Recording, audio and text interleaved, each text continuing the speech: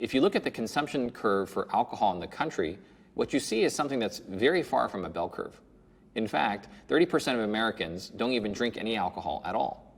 Another 30% of Americans consume less than one alcoholic beverage a week. Then the graph goes up steeply, and you see that 20% of Americans consume roughly 80% of the alcohol in the country, and 10% of Americans consume over half the alcohol and liquor in the entire country. And this carries beyond substances. People may develop a problem with alcohol, but they may also develop a problem with gambling or other behaviors that cause harm in their lives. The important take-home from this graph is that the problem isn't just alcohol. The real issue is that we're different from each other.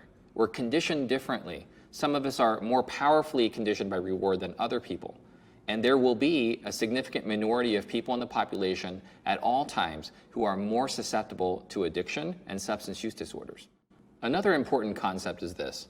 A person who eats at one fast food joint is more likely to eat at another fast food joint compared to a person who doesn't eat any fast food at all. And what you find in that 10 to 20% of the population is that these individuals are more likely to have more than one vice. And I don't mean that from a moral perspective. What I'm saying is that people who use nicotine products are more likely to drink, and vice versa. And young people who smoke marijuana are more likely to dabble in pills, and vice versa. They're basically the same population. It does not mean that they'll get addicted to every substance or every vice in society, but they're at higher risk. There's an important concept called the Common Liability Theory.